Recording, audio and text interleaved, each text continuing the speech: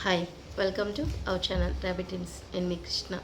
ఈ ఛానల్ని first time చూస్తున్నట్లయితే లైక్ చేయండి, షేర్ చేయండి, సబ్స్క్రైబ్ చేసుకోండి. ఇక స్టోరీలోకి వెళ్ళిపోదాం. Deep breath.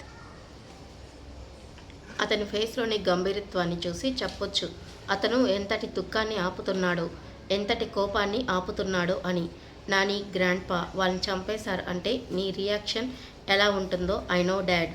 అవతల ఉండేది men or women, I don't care. నీ కాళ్ళ దగ్గర పెడతాను డాడ్. నువ్వు ఏం చేయాలనుకుంటే అది చేయి అనుకున్నాడు దేవ్. 1 అవర్ తర్వాత అందరి కోసం వంట ప్రిపేర్ చేసింది జెస్సీ, వల్లి, లత, స్వప్న గారితో కలిసి. ముందు పిల్లల్ని బలవంతం పెట్టి మరీ తినిపించారు. ఇప్పుడు అసలు సిసలైన పెద్ద టాస్క్. ఏడ్చి ఏడ్చి అలసిపోయిందో మౌనంగా బెడ్ మీద పడుకొని ఉంది అన్షి. ఆమెకు శివ తినిపిస్తానంటూ ప్లేట్లో ఫుడ్ పెట్టించుకొని లోపల తీసుకొని వెళ్ళాడు. మౌనంగా ఒక సైడ్ తిరిగి పడుకొని వాల్ వైపు చూస్తూనే ఉంది అన్షి అని లో గొంతుతో పిలిచాడు శివ. బట్ ఆమె నుంచి ఎటువంటి స్పందన లేదు. మరొకసారి పిలిచి ఆమె పక్కన బెడ్ పైన కూర్చొని అతని చేతిలో ఉన్న ఫుడ్ ప్లేట్ని టేబుల్ పైన పెట్టాడు. చేతులు బెడ్ సపోర్ట్తో ఆమె మీదగా వంగి ఆమె వైపు చూశాడు. మౌనంగా గోడ వైపు చూస్తున్న అన్షిని ఒక్కసారిగా ఆమె భుజాలు పట్టుకొని లేవదీసి గుండెలు హత్తుకున్నాడు.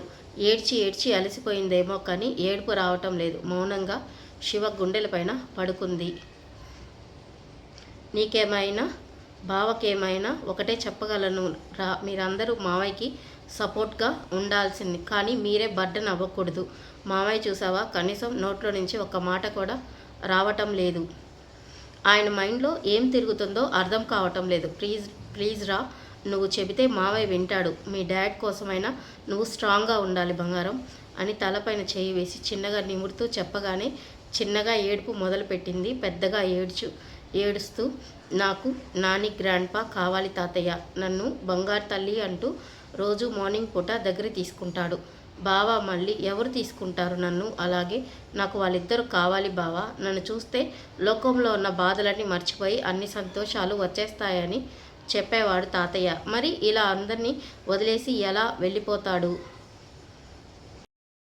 ఏడుస్తుంటే ఆమె చెంపల మీద చేయి వేసి ఆమె కన్నీళ్లు తుడిచి నుదుటిపైన ముద్దు పెట్టి, ఇప్పుడు ధైర్యం చెప్పాల్సింది మావయ్యకి. నీ సపోర్ట్ చాలా చాలా అవసరం అని కూర్చోబెట్టి ప్లేట్ అందుకొని అన్నం కలిపి ముద్ద నోటి దగ్గర పెట్టగానే తల అడ్డంగా ఊపింది.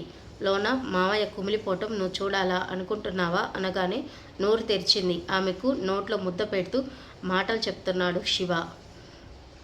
ఏడుస్తూనే తింటుంది అన్షి.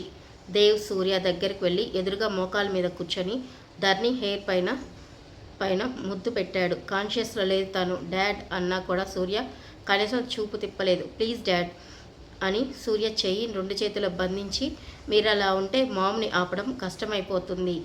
నేను మీతో మాట్లాడాలి డాడ్, బట్ మీరు ఇలా ఉంటే నాకు ధైర్యంగా ఉండలేను. Please dad, I love you అనగానే అప్పుడు చుట్టూ తిప్పి కొడుకు వైపు చూశాడు. కన్నేళ్లతో సూర్య వైపు చూస్తూ ఆ చేతిని అలాగే పెదవుల దగ్గర పెట్టుకొని, నాకు మీ సపోర్ట్ కావాలి డాడ్. నేను చేయబోయే కార్యాన్ని దగ్గరుండే మీరే ముందుకు నడిపించాలి. లేకుంటే యుద్ధం మధ్యలో వదిలేసిన అభిమన్యుళ్ళుగా ఉండిపోవాల్సింది అనగానే సర్రున చూశాడు సూర్య. చిన్నగా నవ్వి, నేను అభిమన్యుని కాదు డాడ్, అర్జునుడికి కృష్ణుడు రథసారథిలాగా మారాడు. నాకు కూడా మీరు అలాగే మార్గాన్ని చూపించాలి. శత్రువుల గుండెల్ని చీర్చాలంటే నా ఆయుధానికి పదును మీరే పెట్టాలి డాడ్. పిడికిలు బిగించి సూర్య వైపు చూశాడు. నా కోసం ఫుడ్ తినండి అంటూ ఫుడ్ ప్లేట్ ముందర పెట్టి చూడగా దాన్ని పక్కకు జరుపుతూ, ఏం చెప్పాలనుకుంటున్నావు దేవ్ అనగానే, ప్లీజ్ డాడ్, లంచ్ కంప్లీట్ చేయండి, మనం ఖచ్చితంగా మాట్లాడుకుందాం. మామ్ని బెడ్రూమ్లో పడుకోబెడదాం అనగానే లేచి ధరణిని 2 చేతులు ఎత్తుకొని పైకి నడిచాడు సూర్య. అతని వెనకే చైతన్య, దేవ్, రాథోడ్ వెళ్ళడంతో వాళ్ళతో పైకి వెళ్ళలేక ఆగిపోయారు కిరణ్, శరత్చంద్ర గారు. బట్ దేవ్ పైకి వెళ్ళగానే శరత్చంద్ర గారికి కాల్ చేసి మరీ పైకి పిలిపించారు. దానిని బెడ్ మీద పడుకోబెట్టి నుదుటిపైన ముద్దు పెట్టాడు. సూర్య 1 నిమిషం అలాగే ఉండిపోయినా పైకి లేచి ఆమె ఫేస్ వైపు చూశాడు. స్పృహలో లేకపోయినా ఆమె కంటి కొన నుంచి కన్నీళ్లు కారిపోతూనే ఉన్నాయి. వాటిని తుడుస్తూ ఒక క్షణం ఆమె మెడవంపుల తల పెట్టుకున్నాడు. ఐఎమ్ సారీ రా అని చెవిలో చెప్పాడు. 2వ నిమిషం పైకి లేచి గట్టిగా గాలి పీల్చి వదులుతూ బయట ఉన్న లివింగ్ రూమ్లో నడిచి అక్కడున్న సోఫాలో కూర్చున్నాడు సూర్య.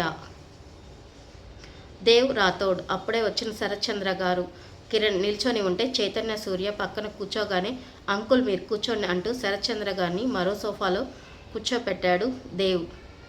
మౌనంగా చూస్తున్నాడు దేవ్. కిరణ్ మొబైల్ ఇవ్వగా అది తీసుకున్న చైతన్య ఓపెన్ చేసి ఇది ఒకసారి చూడు, నెక్స్ట్ ఏం చేయాలో ఆలోచిద్దాం.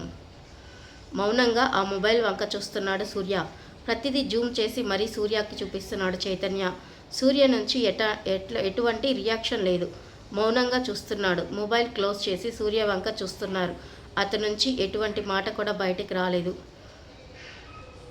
దేవ్ సూర్య ముందర మోకాల మీద కూర్చున్నాడు.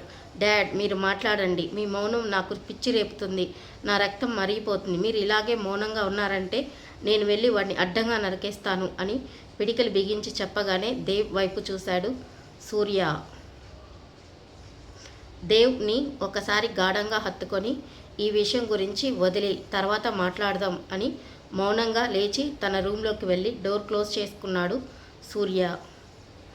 ఉన్న చోటనే అలాగే మోకాళ్ళ మీద తల వంచి కూర్చున్నాడు దేవ్. రెక్క పట్టుకొని ఒక్కసారిగా పైకి లేవదీశాడు శివ. అట్లా చేతకాని వాడిలాగా తల వంచుకొని కూర్చోకు దేవ్, నువ్వు ఏం చేయాలనుకుంటే అది చెయ్యి, నీకు తోడుగా నేనుంటాను అనగానే షటాప్ శివ, రెచ్చగొట్టకు నువ్వు. చైతన్య సూర్య ఊరికే ఉంటాడని నువ్వు అనుకుంటున్నావా? కార్యక్రమాలన్నీ జరగటానికి ఇంకొక 11 డేస్ పడుతుంది. ఈ 11 డేస్ కూడా కొంచెం ఆలోచించడానికి టైం ఇవ్వండి. సొంత నిర్ణయాలు తీసుకొని ఇంకా సూర్యకి బడ్డను పెంచవద్దు. ఇప్పటికి వాడు బాధను బయటికి చెప్పుకోలేక లోలోన కుమిలిపోతున్నాడు. ఇంకా బాధ పెట్టాలని చూడొద్దు. అక్కడ నుంచి కిందకు వెళ్ళిపోయాడు చైతన్య. బట్ అప్పటికే రాథోడ్ తన నెట్వర్క్ మొత్తం ఉపయోగించి ముసలోడు హాస్పిటల్లో ఉన్నాడు తెలుసుకున్నాడు. బట్ ఫుల్ సెక్యూరిటీతో ఉంది హాస్పిటల్. లత, జెస్సీ ధరణి కోసం లంచ్ ట్రే తీసుకొని పైకి వచ్చారు. వాళ్ళ వెనకాలే వల్లి కూడా. మాటల మధ్యలోనైనా కనీసం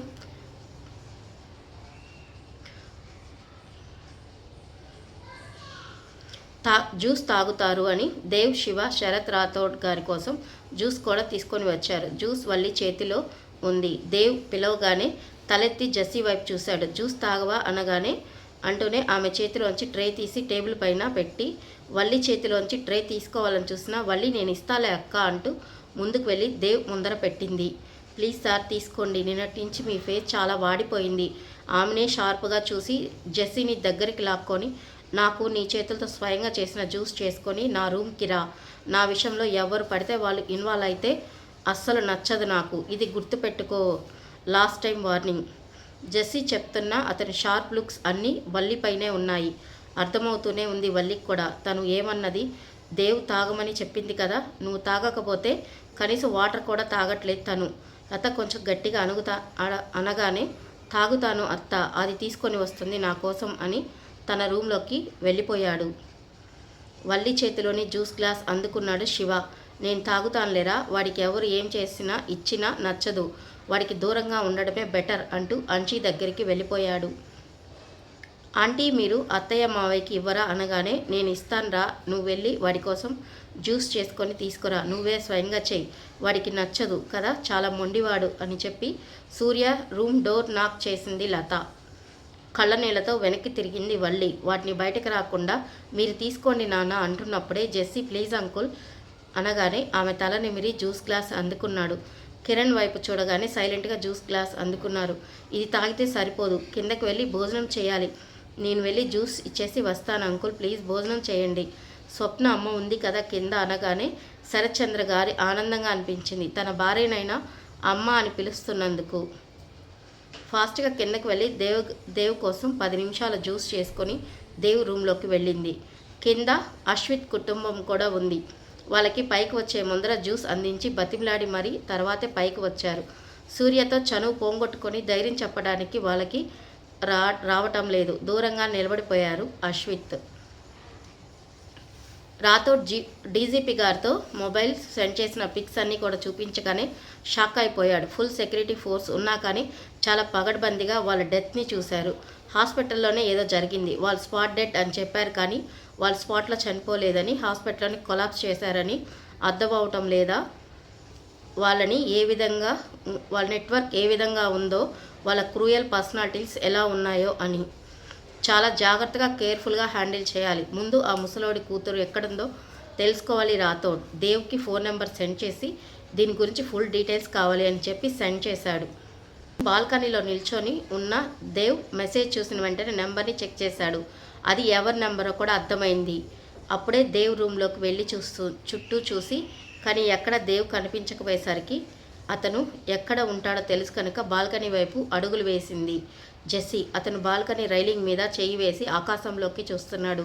మిట్ట మధ్యాహ్నం సూర్యుడి ప్రతాపం తీవ్రంగా చూపిస్తున్నాడు. తెచ్చిన జ్యూస్ గ్లాస్ ట్రేని పక్కన పెట్టి అతని నడుం చుట్టూ చేతులు వేసి గాఢంగా హత్తుకుంది జెస్సీ. కంటిన్యూస్. స్టోరీ నచ్చినట్లయితే లైక్ చేయండి, షేర్ చేయండి, సబ్స్క్రైబ్ చేసుకోండి. Okay, bye, take care.